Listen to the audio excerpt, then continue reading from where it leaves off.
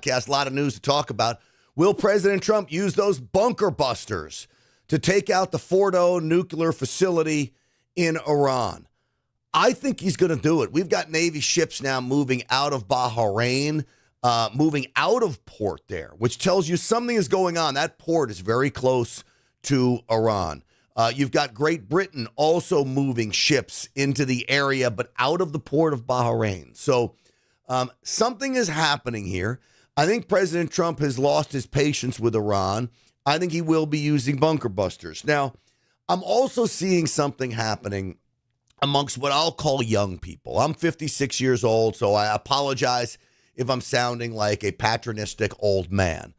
But young people, take it those under the age of 35, are somehow mistaking the idea of a precision strike in Iran as boots on the ground and a global conflict that will last forever. I don't even quite understand where they're getting this from unless they're only listening to Lindsey Graham, only listening to guys like Lankford, the senator from Oklahoma. President Trump doesn't want a never-ending war. And so the other issue, too, is Tucker Carlson. Tucker Carlson, we know where he stands on these things. As I've said before, highly respected. I have great respect for him. But I'm not sure what he's doing with Ted Cruz. Again, there's more clips released from that interview. I want to go through some of those clips because I thought both of them came across as petty. I thought both of them who are, let's say, heady individuals. They are very book smart focused. I am not what I would call a book smart guy. I'm a street smart guy. I'm a street fighter. I'm a more broad brushstroke, tell you the lay of the land guy than the intricate details. Tucker Carlson, Ted Cruz, those are intricate detail things. And when it gets beyond their prep, what I think got exposed was they get lost a little bit in the focus of the interview when it gets beyond their preparation. So we'll go through some of that today. And the mainstream media, it seems to me there's a theme now of the mainstream media getting totally called out by those guests coming on their show. And I've got some really, really interesting clips to play you of all of that. So before we do that, folks, I want to tell you about my friends over at Patriot Protect. My friends over at Patriot Protect, it's quite an amazing thing that is happening right now across the country. 84 million passwords have been leaked.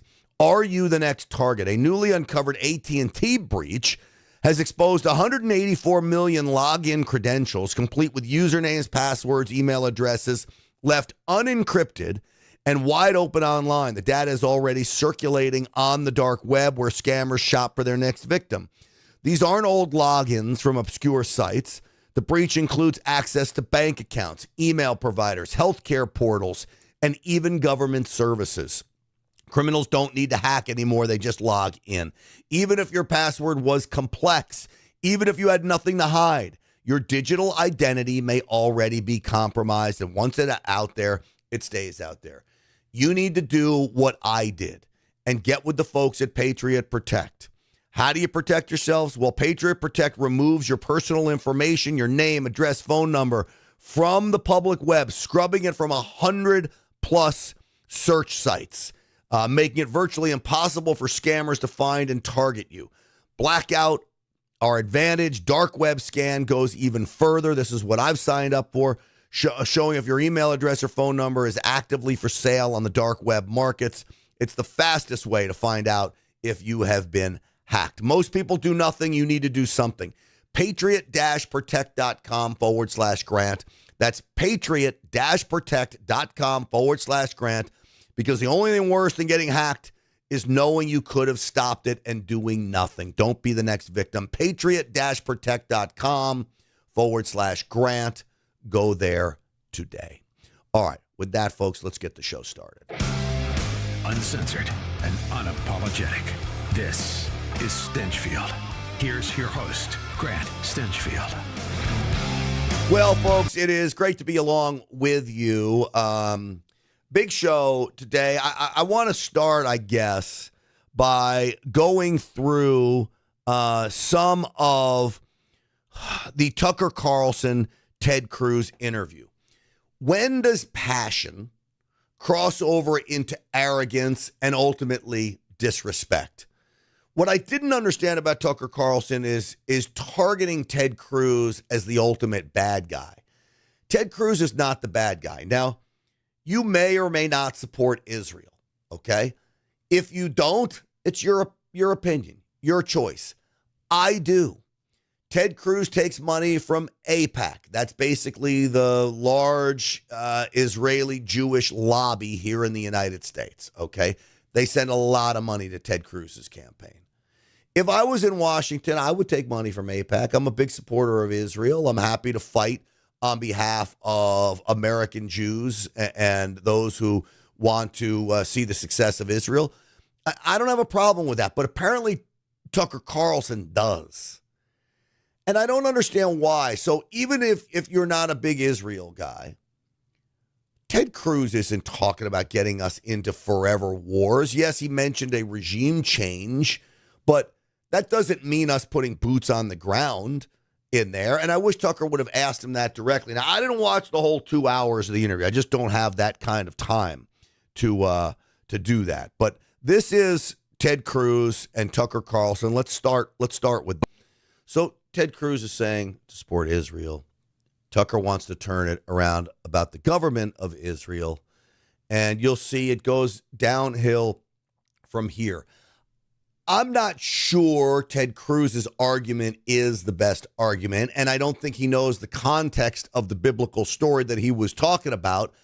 I didn't know the context of it, all right? I'm not a biblical scholar by any means. Anybody that knows me knows I'm not going to pretend to be one. My producer on the radio program, Dan the Phone Man, told me this was a story surrounding a prophet. And it was about a donkey who starts speaking to him and says, instead of destroying Israel, you've got to support Israel. And it was the donkey that was telling him this. And okay. I don't know all this. What I do know is this is a battle between good and evil. I know Iran is evil, and I know Israel is good. Now, I know there are many of you out there that disagree with me. For whatever reason, you think Israel are like the most evil people in the world, when literally my belief has been they've kept the world a safer place. It's the one safe haven in the Middle East that we can count on, okay? But however you look at it, I believe this is a battle between good and evil. That's why using bunker busters to me is no big deal. Do I want boots on the ground? No, absolutely not. Because I'm at the end of my rope. I don't care about these countries anymore. So if I need to destroy every nuclear facility, every power plant, and I want to save human life, I don't want to harm Iranian citizens. But when it comes to government leaders and the generals and all of these critical infrastructure sites, I say take them out, and it's going to be up to the Iranians to figure it out afterwards, because they've got leaders in that country who are very, very bad. That's how simple it is. That's a street view. You see what happens here? This is two intellectuals, both thinking they're the smartest guy in the room, both used to being the smartest guy in the room, now going head to head. And you know what I think I realized? They both end up sounding dumb. The arguing back and forth, one comment in the Rumble chat from WHW88, I hated it. Tucker doesn't even sound like himself. He sounded like a liberal journalist, cutting him off, not letting him speak. Accusatory, arrogant, not at all professional. I agree with you on that. Mark Cologne says Tucker was very arrogant, and I like him. Well, Lord knows people accuse me of arrogance. But I'm also respectful, for the most part, until you push me in a certain direction. I have my ability to snap. But for the most part, I'm respectful. You come on my Real America's Voice show. I bring you on for an opinion. I want to hear it, okay?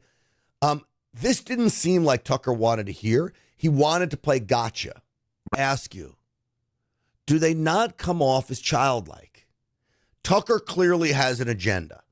I do believe he is not a fan of Israel.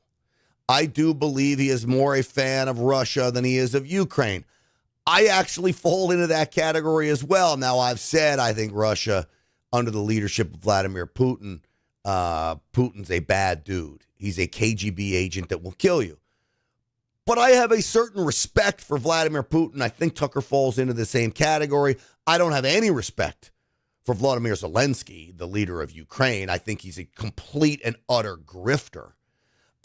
So I fall into that somewhat camp with Tucker. On the Israel camp, I do not. I do not support Iran in any way, shape, or form. Tucker will tell you he doesn't support Iran, but he doesn't want to help Israel. I don't really know what he's after. I came to the conclusion, this is last night I was talking to a friend. Now, Tucker would probably be very upset for me to say this, but it didn't sound like him. I didn't recognize who he was interviewing Ted Cruz. And I thought, was he paid for this interview? Did somebody pay him? And then Laura Loomer comes out and says she has evidence that Qatar paid for Tucker's interview, or he was getting money from Qatar. I don't know if that's true. That would be a blockbuster if you could prove that. But nothing added up in this interview. It just all seemed very, very bizarre. I understand Tucker has strong feelings about this. But again, it's Ted Cruz, not Lindsey Graham. Or it's Ted Cruz, not Ilhan Omar. Why are you going after him using killing babies and all this? I mean, come on. We know that there are those who support Ukraine. I didn't know that Ted Cruz was a huge supporter of Ukraine. I guess it doesn't surprise me. In some respects, it doesn't surprise me. But going down this road, we can have disagreements in our own party about what should be done. You don't need to try to destroy a man on camera, which is what I believe Tucker Carlson was trying to do to Ted Cruz.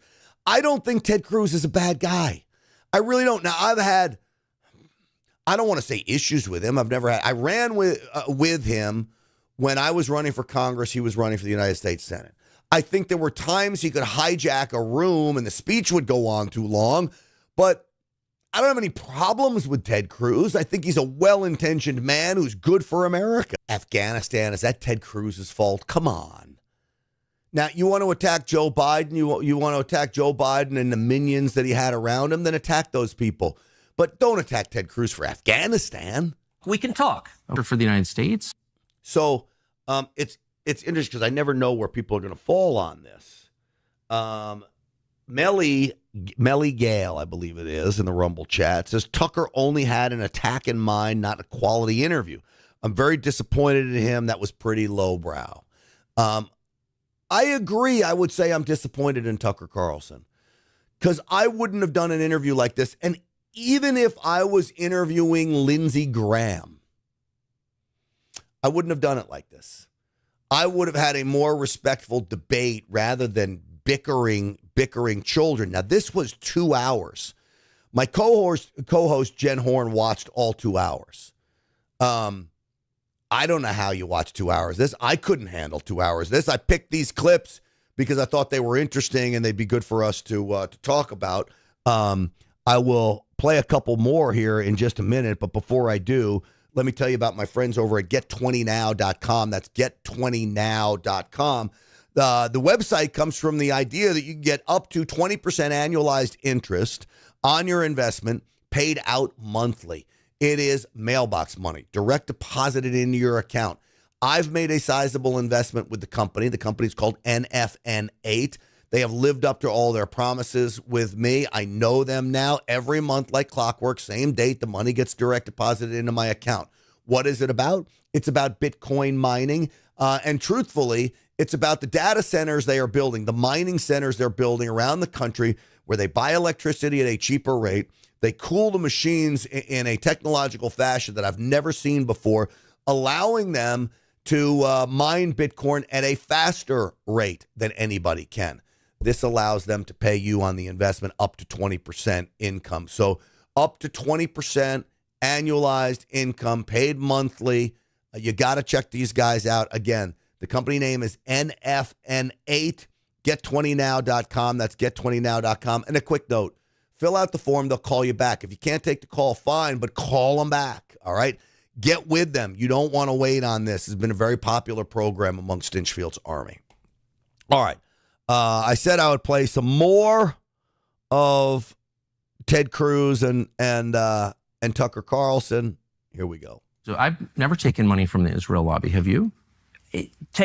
That question alone right there bothers me because he knows he's taking money from AIPAC. Everybody knows that Ted Cruz is taking money from AIPAC. Do you see? You're the one who seems a little uncomfortable. It's so passive-aggressive that it becomes just aggressive-aggressive. And, you know, it's interesting. In the chat, Sherry21 writes, I agree, but it's forgivable. And they both need a drink. I think that's probably true. I'm not going to, like, bash Tucker Carlson on this. You know what? You guys want to have this out, you and Cruz. I mean, in some respects, Cruz probably knew what he was getting into. Probably. I don't think this was a total surprise. I'm not going to hold it against Tucker and we shouldn't watch him anymore. He's trying to divide us, all this.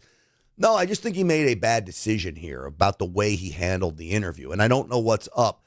In some respects, I think there is an aspect of him wanting clicks. That's how he makes his money. Lord knows this interview got a lot of clicks. This is getting a lot of publicity, and I'm falling right into that trap. I'm helping him get that publicity. So that's fine. I think there's a clickbait aspect, an aspect of making yourself relevant. I also worry, was there another motive behind this? Is there somebody paying for something here to do this? Maybe. I don't know. Somebody ought to ask Tucker. Asking what AIPAC. What is Tucker Carlson trying to get at? Again, AIPAC's not the enemy. AIPAC's not having America do anything it doesn't want to do. Specifically, AIPAC isn't having President Trump do anything he doesn't want to do because President Trump is his own unbought man, and he's the only decider in all of this. You got guys like Rand Paul saying the United States Congress should have a say in this. No, the United States Congress does not get a say in this. And I was strong on this as well, even when Joe Biden was making military decisions. When you are the commander in chief, okay, you are the sole man, top of the line, responsible for what the military does, where it goes.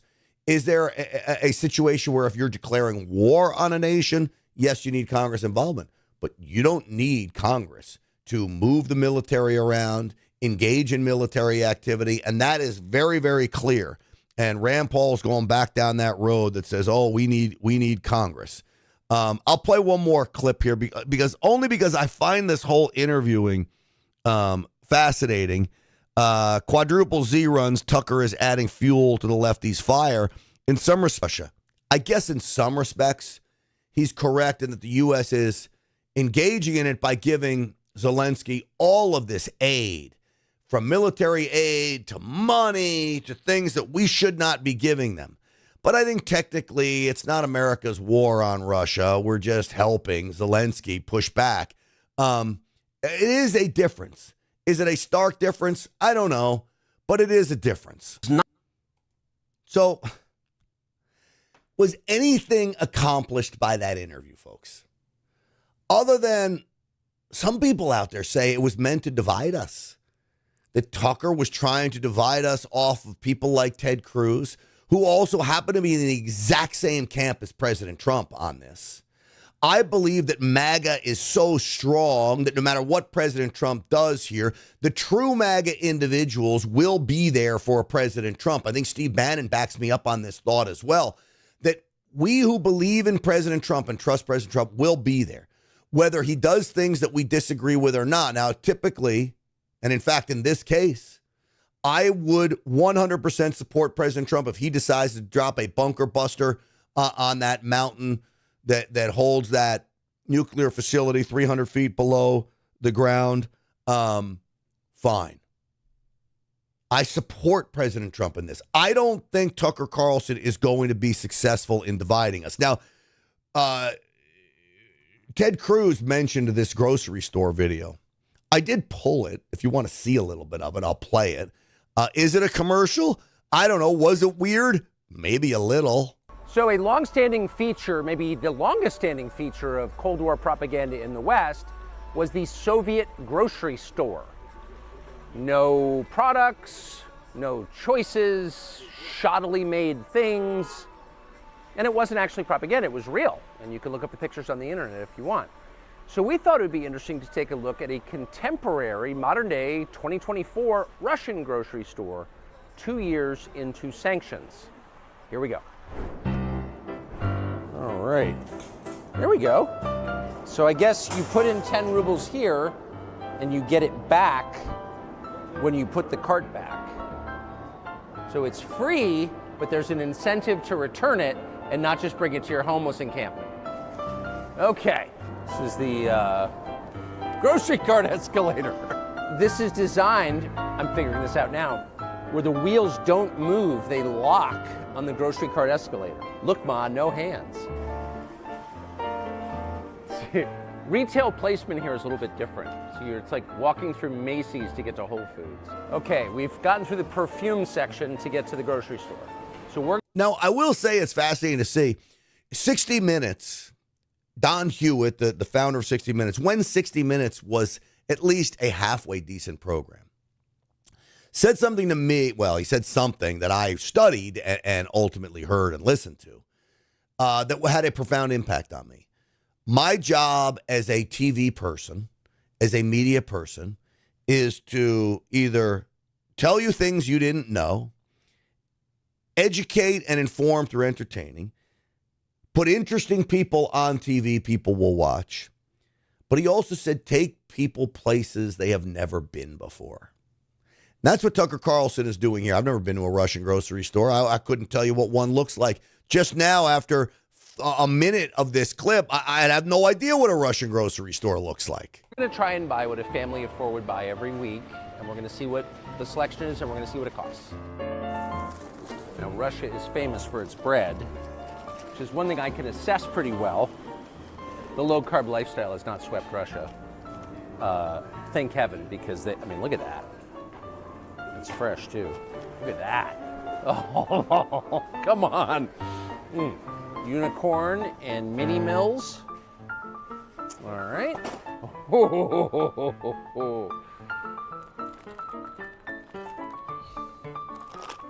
Some kind of Russian wheat cookies.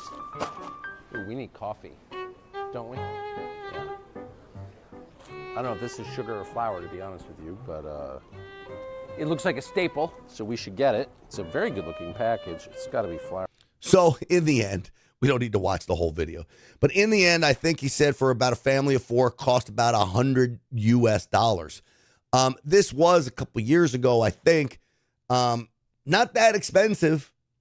I go to the grocery store now. It's a family of two, me and my 16-year-old son, Wyatt. Now he's a big kid. He eats a lot, but it doesn't cost me $100. It costs me probably $200, $180 for the two of us. Now, I'm buying a lot of fruit and expensive things, but I don't know.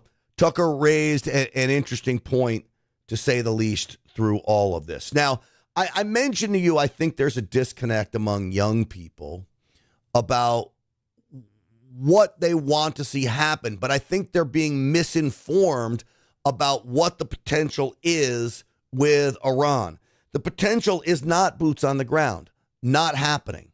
Yet a guy like Theo Vaughn, who has a big following amongst young people, is talking about Trump dropping bunker busters as if this is going to be a global war. It's not. I told you, China is MIA, Russia is MIA. Where's World War III? Neither one is posturing. Neither one has sent the United States any kind of a message saying, if you do this to Iran, there will be hell to pay. None of that. So everybody needs to slow their roll, including Theo Vaughn. Trying to get us into a war with Iran or not, America, if Israel is trying to. I don't trust a war with Iran. So it's like he hasn't even watched the news.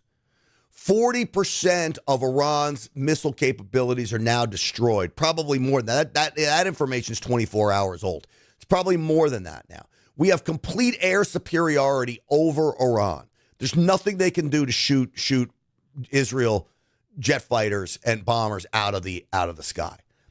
What kind of war is the United States going to fight with Iran? If we want and we start this, or excuse me, if we end this, it's over in a couple of nights, strictly from the air. There's no war, long-standing global war with Iran. You think we're going to put boots on the ground and have tanks rolling in and fighting soldiers? It's not happening. Israel leader at all. I don't believe anything that guy says. And I don't think that our soldiers should have to go and defend stuff that they start. I'm not a soldier, so I'm obviously speaking out of turn. I'm not even brave enough to serve, so there's that element. But again, this is the leftist argument. Our soldiers shouldn't have to go into, one, it's not happening, so it's not even an argument we're talking about. But two, they're members of the United States military. They signed up for this. If the commander-in-chief thinks it's valid to go put them in harm's way, that's what they signed up for. Stop worrying about members of our military. They can take care of themselves. They know what they signed up for. Constantly saying, oh, we're not going to send our boys over there. All right, well, our boys signed up to go over there. And some girls. Either way, though, we got a commander-in-chief who's doing everything he can to keep them from going into harm's way. And one way you do that is by ending Iran's ability to reign terror in the region. But that is kind of how I feel, I guess. And so it's like, yeah, when do I speak? When do I say that? You know? Because it feels like they're trying to push Trump to go do that. And it's like, who makes that choice? Does he make that choice? And then what do we get? You know, what's the win for us? We're just involved in some other thing. Well, we're not involved in anything. It's so frustrating because this is where young people are getting their message from. Oh, I don't want an ending war, never ending war. We're involved in this conflict in Iran as if it's going to be Vietnam or what we saw in Iraq. No. This is a strategic strike to take out a nuclear facility, let the country handle their own business. Nobody's trying to rebuild the country. Nobody's trying to prop up a new regime. And I wouldn't be for that. But nobody's saying that. But this is fear-mongering. So I don't know why we have those on our side that are fear-mongering, though I will tell you, people like Theo Vaughn, even people like Joe Rogan, who I have a great respect for, I'm watching him learn. They don't know the intricacies of this foreign policy. They haven't studied it like I've been studying it for decades. You can agree with me or not agree with me. Honestly, I don't care. I think it's in your best interest to agree with me because I'm right more than I'm not. But I've been studying that Theo Vaughn, he didn't know anything about this. He's regurgitating what sounds to me like leftist talking points or talking points from Rand Paul. And it's dangerous. All right. My friends over at Patriot Mobile, talk about people who get it right. PatriotMobile.com/Grant, America's only Christian conservative wireless provider. They could switch you today. They support the things that we support. You give your money to Verizon and AT&T, you're giving your money to the left. I'm just telling you. That's the things they're funding.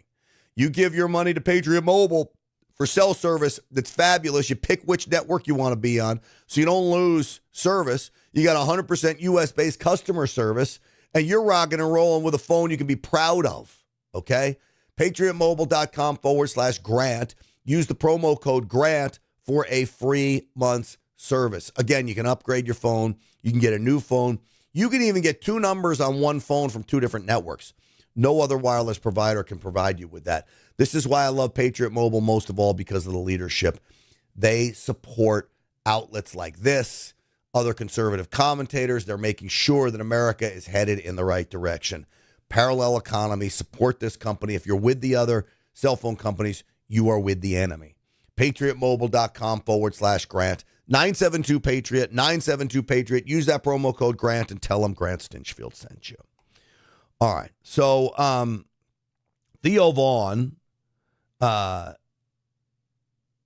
just adding to all of this and the confusion, I think, behind all of this as I try to find my next clip here. But this is President Trump talking about the decision he has to make soon. Look, they should have made the deal. I had a great deal for them. They should have made that deal. 60 days we talked about it, and in the end they decided not to do it, and now they wish they did it. And they want to meet, but it's a little late to meet, but they want to meet, and they want to come to the White House. They'll even come to the White House. So we'll see. I may do that, but it's a shame it wasn't. Could have been done the easy way. It could have been, but it wasn't because they didn't listen. I don't know whether they were trying to call President Trump's bluff or Israel's bluff, but bad mistake on behalf of Iran. Would you like to see why I think this is important? Tell me the last time you heard a preacher man, a Christian preacher, or a Jewish rabbi calling for a global intifada, calling for jihad against the non-believers. But here in the United States, I just want you to listen to the words of these Muslim clerics. Their words speak volumes. This is what leadership in Iran is about. This is what these people here in the United States want. It's a very, very dangerous religion. Now, by no means am I saying that all Muslims are terrorists. But what I am saying is all jihadists happen to be Muslim. Remember that. Why am I migrating here? Why am I in America? The Prophet ﷺ's companions left Mecca to go to a land that had no Muslims. We are in this country purely for the sake of Allah. The moment you make this intention, you will look at things different. People will meet you different. How could it be that your co-workers know you as a Muslim for 10 years, not once you presented Islam to them? You don't know why your purpose is here. All you guys together, we are in this country for Allah. As we're here living in the U.S., what is our role now? What is the way forward? Let me just quote for you an ayah of the Quran, and I'm going to try to encapsulate it. Allah is saying, do not obey the disbelievers. Don't yield to them. And then He gives us the process of what to do next. وَجَاهِدْهُمْ بِهِ جِهَادًا كَبِيرًا. And so make jihad against them. What is your duty as a member of the Ummah now that you are also an American? It is our physical jihad duty to fight the entire earth until we enter it into the Ummah. Talking about establishing Islam, and I think that's our jihad, to be honest. For us Muslims living in the West, yes, our jihad is to establish the deen of Allah through all means necessary. And in that long-range process of making America Muslim, all of America Muslim. All of America Muslim. Their jihad is making sure that Allah is heard whatever means possible. And they're setting up cities across America, specifically in Texas. We know there's a big push to have these cities just outside of Dallas, 2 of them, that there is a push to make that happen. That, folks, is a very, very dangerous prospect.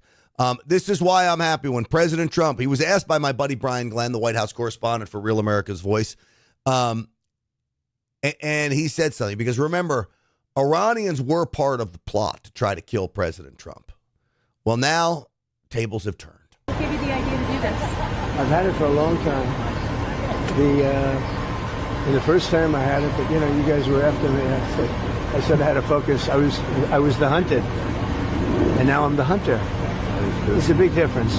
Big difference. I am the hunter now.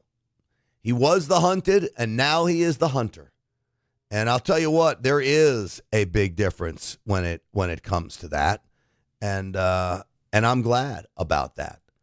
All right, I want to turn topics now. There was a hearing about Joe Biden's mental competency and how he was allowed to continue without those inside the White House raising the red flag that Joe Biden was not capable to be commander-in-chief. Well, Josh Hawley pointed something out at the hearing. No Democrats showed up at this hearing. You know, the visual, sometimes it really is true. A picture speaks louder than words. It's worth 1,000 words. And here, all you have to do is look over at this side of the dais to see that the stone wall continues. I mean, from the party that lied to this nation for 4 years, Let's just take a look at some of the things that our colleagues said on the Democrat side when their own Justice Department was concluding that Joe Biden, who, let's not forget, illegally took classified documents and kept them in his garage, in his freezer. I mean, Lord knows where. He just certainly didn't know. Their own Justice Department interviewed the guy and concluded he could not form the requisite mental state to stand trial. He did not have the mental ability to stand trial. And what did our Democrat colleagues say? Vice President Harris says, oh, no, the way that the Hur report characterized the president is so wrong. The president's demeanor is totally fine. Senator Smith, what the Hur said about the president not remembering his son's death, so unfair. Senator Kaine said this is grandstanding. Senator Fetterman said it's just cheap shots. You had other senators saying, Senator Ossoff in February of 2024, saying, and I quote, I found the president to be sharp, focused, impressive, formidable, and effective. In June 2024, Congressman Jeffries insists Biden was, and I'm quoting again, incredibly strong, forceful, and decisive. Where are they now? They don't want to answer for any of those quotes now. They lied to us for 4 years, and we know they lied. They know they lied. It's why they're not here. They don't want to answer a single question. They can't bear to show their faces in public. What would you do if it was President Trump and President Trump starts to be mentally incapacitated, not with it like Joe Biden? I'd probably stick up for President Trump, having faith that those around him could run the country. The problem with Joe Biden is those around him couldn't run the country. This was a huge national security risk for us.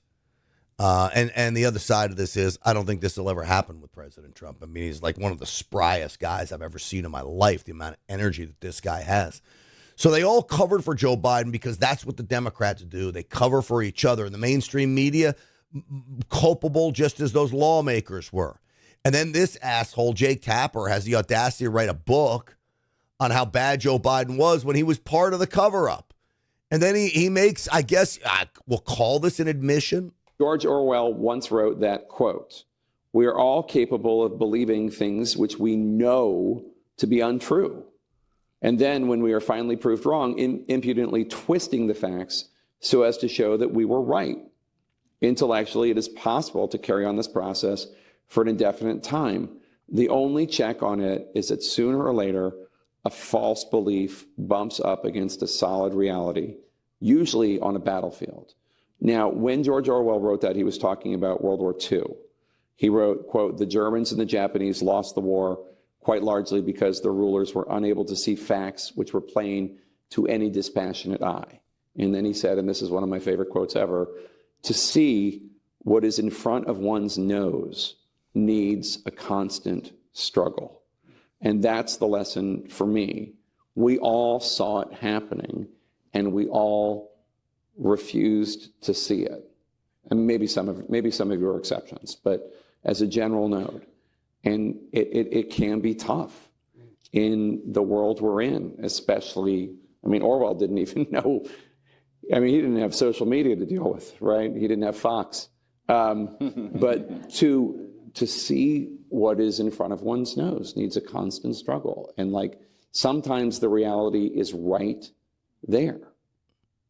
Give me a break. Does anybody believe him that he didn't know exactly what he was seeing? He had people like me. He would never have me on the program, but he had people like me on the program telling him exactly what's happening. You have Joe Biden falling up and down the steps of Air Force One. He can't walk in the beach. He can't get out a sentence. He's forgetting all kinds of things, including when his son died. You knew that he was in decline. And yet the media covered for Joe Biden like they've never covered for anybody before. It was quite stunning to watch them cover. Let me just remind you. I'll remind you the cover-up job. Does the president have the stamina, physically and mentally, do you think, to continue on even after 2024? Don, you're asking me this question. Oh my gosh, he's the president of the United States. You know, I can't even keep up with him. The most difficult part about a meeting with President Biden is preparing for it, because he is sharp, intensely probing and detail-oriented and focused. I can testify because I've been working very closely with this president for the past 2 years. I've been knowing him for 30 years. And I'm telling you, this guy's tough. He's smart. He's on his game. Joe Biden has vision. He has knowledge. He has a strategic thinker. The president is focused. He's detail-oriented. Oh, give me a break. I could play that. It goes on and on for another 2 minutes. Was he any of those things? No. Did we know he wasn't those things at the time? Yes, they did too. And then they have the audacity not to show up at a hearing in Congress. Why? Because the cover-up continues. This is what they do in Washington. Cover-up is part of the game in Washington, D.C. Sadly, a big part of the game. I got big news out of California. Do you know California's not only paying for illegal aliens' health care, but they're paying for the health care and they're taking away health care from American citizens as they pay for the illegal health care. I've got a lawmaker that I want to play the interview with that we did in just a moment. But before I do, I want you to think about visiting my friends over at energizedhealth.com. They've got a My 555 challenge going on, 5 pounds, 5 days for $5. And this challenge is great. They guarantee you lose 5 pounds in 5 days. I lost 15 pounds in 2 weeks once I went on the protocol. I've kept it off. This is about changing your life, about getting hydrated from a cellular level. I urge you to go to the website, energizedhealth.com. Check the website out there. There's a master class on there about cellular hydration, and you'll see why this thing is joint pain cures, losing body fat. They talk about asthma, it curing, skin conditions, it curing. Amazing, amazing things coming out of the Energized Health protocol. EnergizedHealth.com. Go there now. Take part in this My 555 challenge, and you're going to be amazed at how your life gets turned around, and the mental clarity that comes with being hydrated at a cellular level is nothing short of miraculous. EnergizedHealth.com. What do you have to lose? $5? You also have to lose 5 pounds, and it's easy. So go over there, pay them a visit, energizedhealth.com. That's energizedhealth.com. All right. We did this interview with Assemblyman Carl DeMaio of California. And Carl DeMaio is running his own, well, it's basically a Doge program, okay, in California, trying to find the waste, fraud, and abuse there. Well, we know they're now in a huge budget deficit because they're paying for all these illegals and to have free health care. But they don't pay for American citizens, Californians, to have free health care. You just have to listen to this interview. It's really quite stunning. Hey, good morning. All right. So you have discovered, and you've been doing a great job. You're like the Doge of California. You've really, I mean, literally, that's what you've been doing, is doging up California to see where the waste and the fraud and the corruption is. And you're a busy guy because of it. And you have found what you call a poison pill in California's budget, giving health care to people who are not even citizens and taking away health care from California. You want to explain what you found? Yeah, remember, I've had 30 years experience as a national government budget and government reform expert. I built a whole company on doing this, for the last 30 years. And so when I was elected, I was eager to be on the budget committee. I was surprised that the Democrats appointed me to the budget committee, but they only let me be there for 2 meetings because they very quickly learned that I was going to shine a big spotlight on their wasteful spending, their accounting gimmicks, the games, the corruption. And so they took me off the budget committee, but that did not deter our work. We started Doge California to continue it. And here's what we're seeing. Number one, they've got a 3-step scheme, a scam for the budget. Step 1, pass a phony budget with accounting gimmicks to cover up their wasteful spending and corrupt, money laundering. Step 2 is when their deficit becomes apparent, blame Donald Trump for that deficit, even though they've had a deficit for the last 6-7 years and it's been a complete mess. And then step 3 is raise taxes on working families. They already have a working group underway to raise taxes, and they're just trying to figure out how to get in your pocket, what tax will be increased and, how they're going to blame it all on Trump. So that's the three-step nonsense that we are predicting is happening in the next 90 days. Now, back to the real driver of the deficit. We have a $12 billion budget deficit. I actually think it's higher, but Newsom admits $12 billion. Okay. Well, $12.1 billion in the budget is being spent on giving free health care coverage to all illegal immigrants in the state of California. Well, that sounds to me like if we cut that, you get a $100 million surplus, at least on paper. And that's the reality, is that they are running a deficit simply and singularly because they gave free health care out to illegal immigrants. Hold on one second. But it gets worse. It does. Assemblyman, hold on one second, because I want to just make this point. All right. So you're saying every illegal gets free health care. Now, last I checked Salem Radio, Jen, we have money that comes out of our check here in Los Angeles. We pay for our health care, yes. For health care. So while Californians are paying for their insurance, illegals are getting free insurance. Do I have this correct? I'm not oversimplifying? That is correct. Nope, you have it nailed 100%. The typical family of four in my district in San Diego County, to get a bronze-covered California health care policy for the family of four, it's $16,000 a year. But if you're an illegal immigrant family, you get it for free at taxpayer expense. Now, but let me get to the worst part here, okay? Because it gets worse. It gets worse than the fact that we have a budget deficit because we're giving free illegal immigrant health care out. Here's the worst part. In order to give that health care coverage to illegal immigrants, they are cutting health coverage for the elderly. They are cutting health coverage for poor kids, the disabled communities. They are limiting hospice for dying patients. So families have to, continue to have their loved one in a hospital versus having them at home in the comfort of their surroundings, familiar surroundings.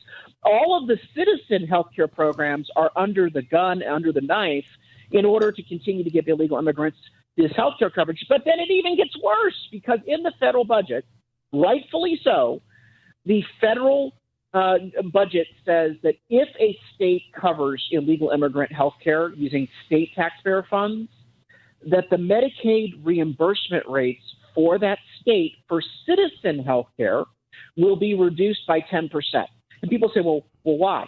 The theory here is, if a state has so much money that they can actually say, hey, we've already taken care of our citizens. We have so much money. We're going to care for the world. We're going to care for people not even citizens. The federal government is saying, well, then why should we be, reimbursing a full rate for your Medicaid if you clearly are loaded with cash, that you're able to care for people that are outside of your citizen base.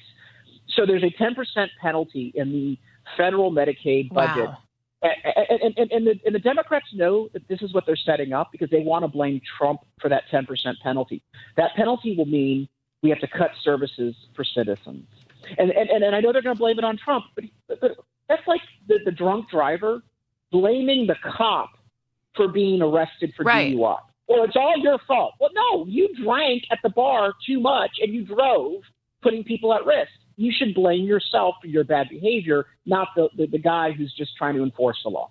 Now, tell us about the reaction within the assembly, because here's the thing. You can't tell me that every single Democrat, I mean, you probably could, tell me that every single Democrat in this day and age thinks that if we, and this is Gavin Newsom's surplus, we've all talked about this, his surplus went to a deficit, and it just so happens to be in that same amount that he's offering this money for illegal health care. Are there any Democrats who are pushing back on this, Assemblyman DeMaio, or is it just the Republicans? No, in fact, the Democrats want to actually give more services out to illegal immigrants. They were on the floor. I offered an amendment that said, let's cut high-speed rail because there's a whole boondoggle, element there that they're propping up, and get rid of the illegal immigrant health care.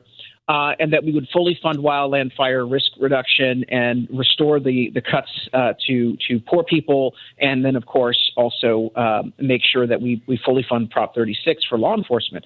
So we would balance the budget, produce a surplus, actually, and get rid of this wasteful spending.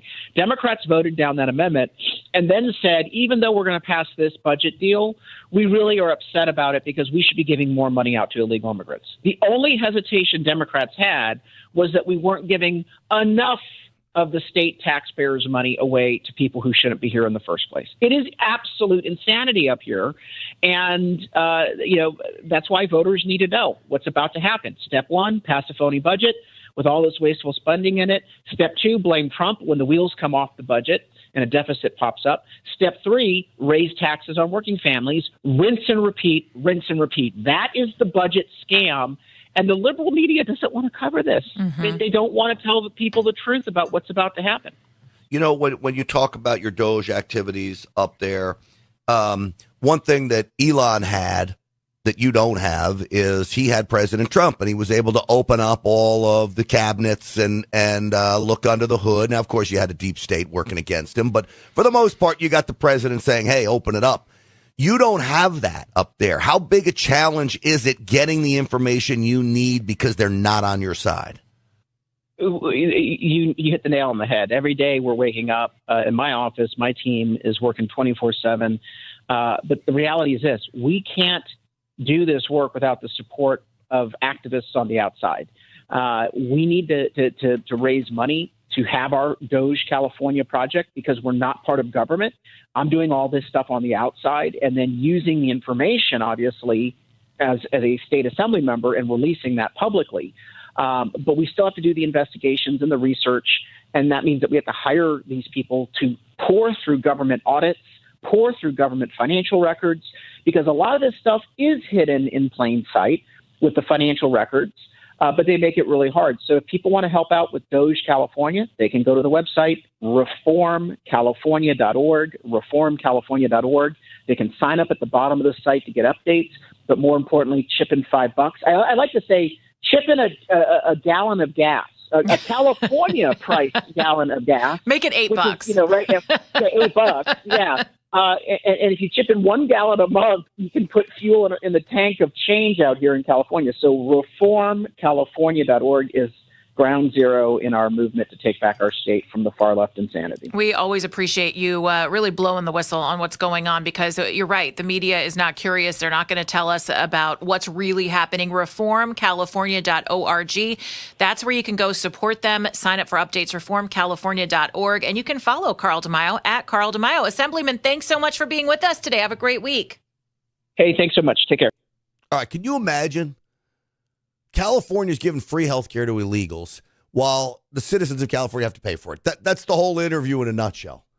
And yet he can't get the information to expose the things that he needs to expose because the government there is covering it up because obviously Democrats are in control and he's like one of 3 Republicans in Sacramento.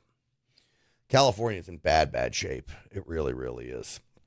All right, before I let you go, folks, you know one of my favorite sponsors I want to tell you about, let me get it up here. This is the Wellness Company, and they, folks, have a parasite cleanse that you need to get. They are thriving in the United States, parasites. This mebendazole and ivermectin will kill things like that. That's in your fish, by the way.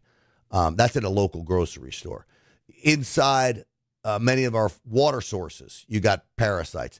This is the cause of cancer. It's a cause of brain fog. It's a cause of skin conditions, cause of liver disease, all kinds of things.